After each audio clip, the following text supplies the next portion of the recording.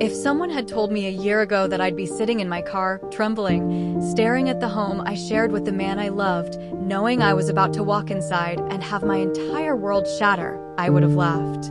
Not because the idea was funny, but because it would have felt impossible. My name is Marissa Clark, I'm 32, and until recently I believed my husband, Jonah Clark, age 35, was the most loyal man I'd ever known. We've been together nearly 8 years. Married for 5. We own a little blue house in Maplewood, Oregon, with a backyard he insisted we'd fill with rose bushes one day. We worked normal jobs. We laughed often. We had routines. We had a life. Or at least, I thought we did. The night everything fell apart started as something joyful, something full of love and excitement. But endings have a strange way of hiding inside beginnings, waiting quietly. And this was no exception. For months, Jonah had been stressed, overworked, and constantly tired. He worked as a logistics coordinator at a shipping company, long hours, unpredictable schedules, and plenty of nights where he came home drained. I tried to be supportive. I cooked him dinner even when I was exhausted. I handled most of the chores. I rubbed his shoulders while he complained about deadlines. I reassured him when he doubted himself. That's what partners do. But over time, something changed. He became more distant, more distracted, more in his own world. He stopped kissing me goodbye, stopped checking in with me during the day, stopped joining me on the couch to watch movies like we always had. It wasn't dramatic, just subtle, quiet, a slow fade out. Whenever I brought it up, he brushed me off. You worry too much. I'm just tired. You're overthinking it. And I let myself believe him. Because that's what you do when you love someone. You choose trust, even when something inside you whispers that something is wrong. His birthday was coming up, his 36th. And even though he insisted he didn't want anything big, I knew he secretly loved celebrations. Not parties, necessarily, but thoughtful gestures. So I planned one. A small surprise dinner at his favorite Italian restaurant, Bella Monte Trattoria, a place he adored for its homemade pasta and the owner who always treated him like family. I invited his closest friends, his sister, his coworker he actually liked. I ordered his favorite lemon cake in advance. I even customized the menu at the restaurant so it would include dishes from our wedding reception. I spent weeks organizing every detail, because in my mind, celebrating him was celebrating us. The morning of the party, Jonah kissed my forehead for the first time in days. It made me smile like an idiot. He had no idea what I was planning. At least, that's what I thought. He was supposed to work late that evening, or so he said. His shift got extended, and he'd be home after 8:30 p.m. Perfect. Just enough time for me to decorate the dining room with a few sentimental touches before we left for the reservation. Everything lined up beautifully, until it didn't. At 6:12 p.m., I got a call from the restaurant saying the private room was fully set up. At 6:25 p.m., I left the house to pick up the cake.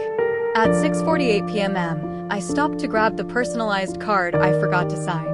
At 7:03 p.m., I got back in the car ready to head home and get everything in place before Jonah arrived. At 7:17 p.m., everything changed. My phone buzzed with a text from Jonah. Heading home early. See you soon. Early. He wasn't supposed to be home for another hour and a half. My stomach dropped. The decorations weren't up. The surprise wasn't ready. The guests weren't due for almost 2 hours. I panicked, not because the surprise was ruined, but because something felt off. He never came home early. Ever. Not in months. Not when he promised. Not when he said he would. Not when I needed him to. But today, on the one night I planned something important, he suddenly was? Something wasn't right. I sped home, trying to beat him there. But I didn't make it.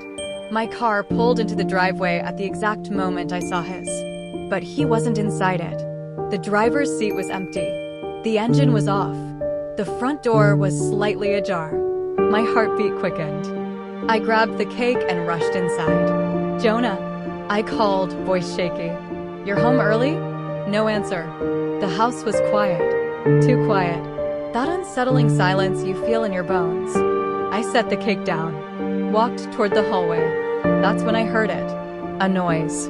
A soft, muffled sound coming from the bedroom. At first I thought he was sick, or hurt, or had fallen asleep. But then I heard something else. A woman's voice. Low, breathy, laughing. My blood ran cold. I walked closer. The door to our bedroom was almost completely closed, but not all the way. And through the small gap, I saw it. Jonah, half-dressed, standing in our bedroom, where our wedding photos hung, kissing another woman. And not just any woman. Someone I recognized. Ava Mendoza. His coworker. The one he swore he couldn't stand. The one he said was annoying and unprofessional. The one he claimed he barely interacted with. Her shirt was on the floor. His hands were on her hips. Her lips were on his neck. They were absorbed in each other, so lost in whatever they were doing. They didn't even hear me gasp. The cake box slipped from my hands and hit the hardwood floor with a loud thud. They froze. Both heads snapped toward the doorway. Ava stepped back. Jonah's face drained of color. He whispered, "Marissa, what are you doing home?" For a moment, the room didn't feel real. I stood there frozen in the hallway, mouth open, heart hammering, staring at my husband and a woman who was very clearly not me, in our bedroom, the room where we made plans and shared secrets and held each other on bad nights. The silence after the cake hit the floor was deafening. Ava tugged her shirt up to cover herself, her cheeks flushed, but not with embarrassment. Jonah rubbed the back of his neck, as if he'd been caught doing something minor, something mildly inconvenient, not something life-altering. He took one step toward me. "Marissa, I can explain." My voice came out small, hollow. "Explain? Explain what, Jonah?" Neither of them said anything. I felt my throat tighten. Explain why my husband is half undressed in our bedroom with another woman? Or explain why you told me you were working late while you were actually. My voice broke. A small, pathetic sound escaped my chest, something between a gasp and a sob. Jonah flinched. Ava didn't. She crossed her arms and looked away, annoyed, like I was inconveniencing her. That hurt in a very particular way. The kind of hurt you don't forget. Jonah stepped forward again. "Marissa, please don't overreact." Overreact. The words sliced through me like a blade. "You're telling me," I whispered, barely able to breathe, "that walking in on my husband cheating is an overreaction?" He winced. "I messed up, okay? But can we not do this right now? Please?" Ava rolled her eyes. "You said she wouldn't be home until later," she muttered. Jonah shot her a warning look, but it was too late. The truth landed in my stomach like a stone. "You planned this," I said. Jonah shook his head quickly. No, it's not like that." But Ava scoffed. "It literally is like that. You checked her schedule. Don't act clueless now." She sounded irritated, not guilty, not remorseful, just annoyed that their little rendezvous had been interrupted. I turned back to Jonah, tears blurring everything. "You checked my schedule?" He ran a hand down his face. "Marissa, please." "You checked my schedule," I repeated, louder this time. He sighed, exasperated. "Can we just talk about this like adults?" I stared at him. "Adults?" "Jonah, adults don't cheat." Ava shifted awkwardly, but she didn't leave. She didn't even look sorry. Jonah finally grabbed his shirt from the floor and pulled it on. "Look," he said, voice low, we weren't planning for this to happen today." A hysterical laugh ripped out of my throat. "Today?" My hand shook. So it did happen before. Neither of them spoke. That silence was its own confession. "How long?" I whispered. Jonah stared at the floor. "Jonah," I repeated, louder, "how long?" He exhaled sharply. 5 months. The air left my lungs. 5 months. 5 months of lies. 5 months of secrets. 5 months of late nights and distance, and I'm tired and don't wait up. 5 months of me begging for scraps of attention while he gave the best parts of himself to someone else. Ava finally looked at me, but not with sympathy. With something like pity or superiority. "I didn't know he was lying to you," she said flatly. "He told me you two were practically over." I felt my stomach twist. Jonah looked away. "You told her, what?" He rubbed his temple. "I said things were bad between us. that we were drifting, that we were done. I shook my head slowly. No, you told me you loved me. You kissed me this morning. You let me plan a whole birthday night for you. Ava's expression shifted, just slightly. Jonah's face went pale. You planned what? At that moment, the shattered cake box sitting by the front door felt like a metaphor for my life.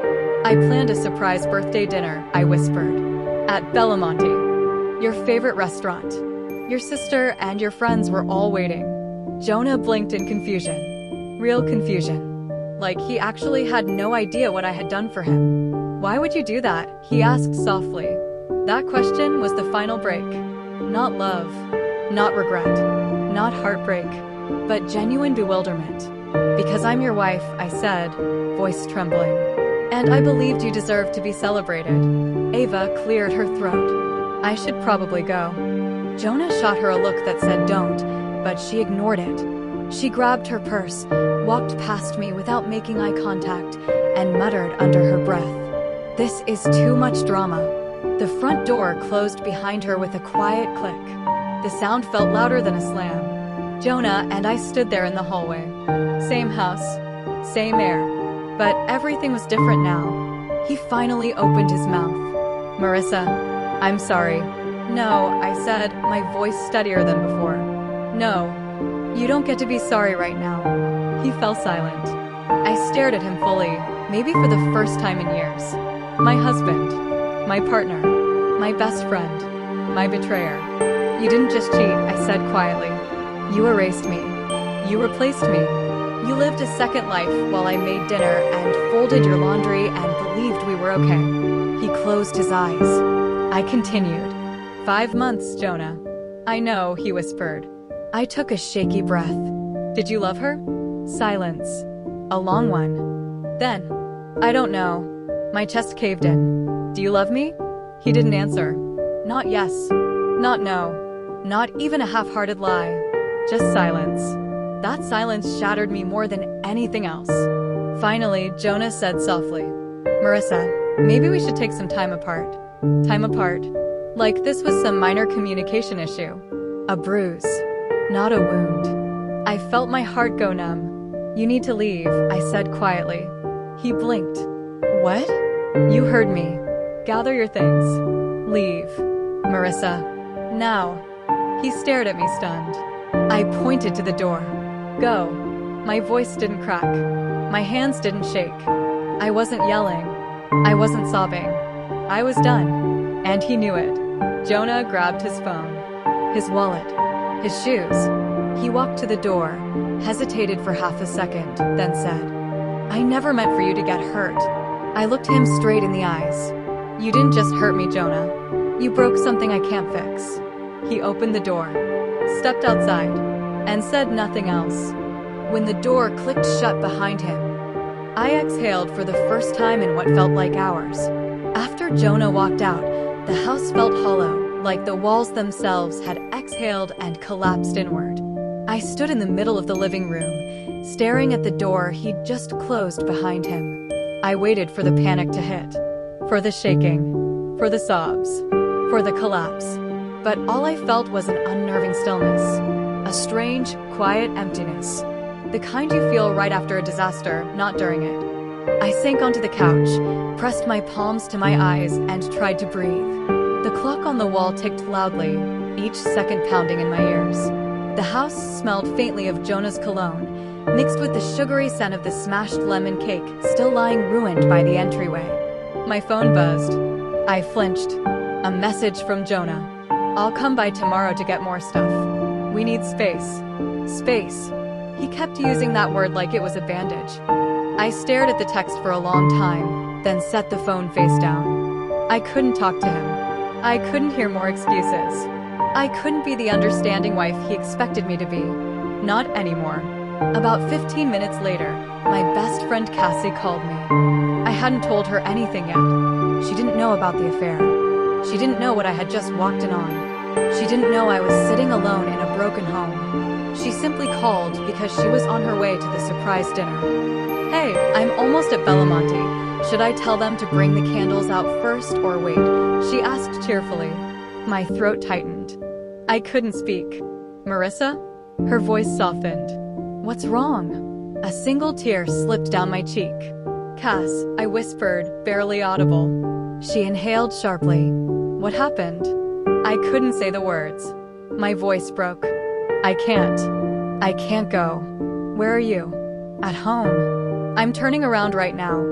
No, don't. I'm already driving, she said firmly. Cassie showed up 10 minutes later. She didn't knock. She didn't wait. She rushed inside and immediately wrapped her arms around me as I crumbled against her. I sobbed into her shoulder for what felt like forever. When I finally managed to breathe, she cupped my cheeks and asked, "What did he do?" I swallowed hard. I walked in on him. With her. Cassie froze. With who? Ava. From his job. Her eyes went wide. The one he said he couldn't stand? I nodded. Cassie looked like she could set the whole house on fire with pure rage. That lying, cheating son of a... She stopped herself, pulled me close again, and whispered, "You didn't deserve this. You didn't cause this. You didn't do anything wrong." I cried again, softer this time. She grabbed tissues, cleaned up the smashed cake from the entryway, and made me sit on the couch while she put a glass of water in my hands. Then she said something that hit me hard. "Marissa, this doesn't define you. His mistake is not your reflection." But the truth was, it felt like it was. Every moment of the last 5 months replayed in my head under a harsh new light. Jonah's sudden distance. His late nights. His lost interest in intimacy. His defensiveness. His new obsession with his phone. The emotional coldness that I kept blaming myself for. He had been gone long before he physically left. I just didn't see it. Or maybe I refused to. Later that night, after Cassie insisted on staying over, I wandered around the house quietly while she made up the guest room. I walked into the bedroom, our bedroom. The sheets looked rumpled. The air felt different. Like someone else's presence was still lingering. I picked up Ava's earrings from the floor, tiny gold hoops, and dropped them straight into the trash. The betrayal felt loud in that room. The wedding photo on the dresser. The bouquet pressed inside the shadow box on the wall. The promises we made in front of our families. All of it felt like a cruel joke now. I sat on the edge of the bed, staring at the empty space where Jonah stood with another woman just hours earlier. The tears came again, slower, heavier. This was supposed to be a happy night, I whispered to no one.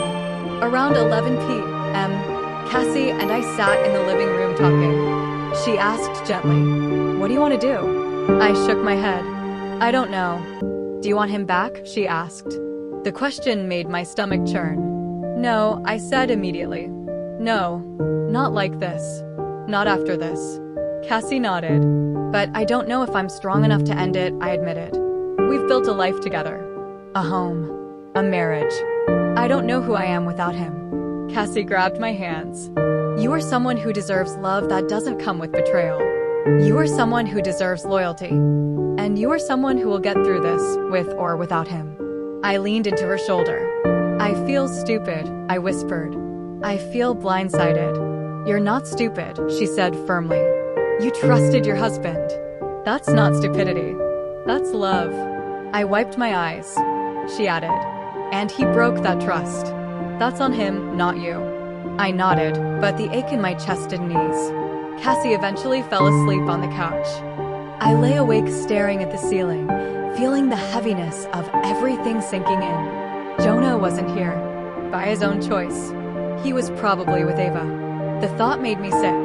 I turned on my side and clutched my pillow, wishing it would swallow me whole. At some point, exhaustion finally pulled me under. When I woke the next morning, everything felt surreal, like I had dreamed the whole thing. But the empty spot beside me was real. The silence was real. The pain was real. And the marriage I thought I had? That was gone. The next morning, I woke up to sunlight creeping through the curtains and the faint sound of Cassie making coffee in the kitchen. For a few seconds, just a few, I forgot what had happened. Then the memories crashed into me like a wave. The apartment, the bedroom door, the shirt on the floor, Ava's voice, Jonah's excuses, his bag in his hand, the quiet click of the front door closing behind him. My stomach twisted so hard, I had to sit on the edge of the bed just to breathe. When I finally walked out to the living room, Cassie handed me a mug and gave me a soft smile. "You don't have to rush into anything today," she said gently. "1 hour at a time. That's all." I nodded, even though I felt like every part of me was suspended in slow motion. We sat on the couch in silence for a few minutes until my phone buzzed. Jonah. Again. This time the message read, "I'll come around noon to pick up the rest of my clothes. Please put anything you want me to take by the door." My chest tightened. He didn't ask how I felt. He didn't ask if I was okay. He didn't apologize. He was treating our marriage like a box he needed to tape up and move out of the way. Cassie glanced at the screen and muttered, "What an absolute coward." I didn't argue. Around 11, I forced myself to go into the bedroom and pull out the rest of Jonah's things: jackets, hoodies, cologne, stray charger cords, socks he never matched, baseball caps, the sweatshirt I bought him last Christmas that he wore twice before losing it.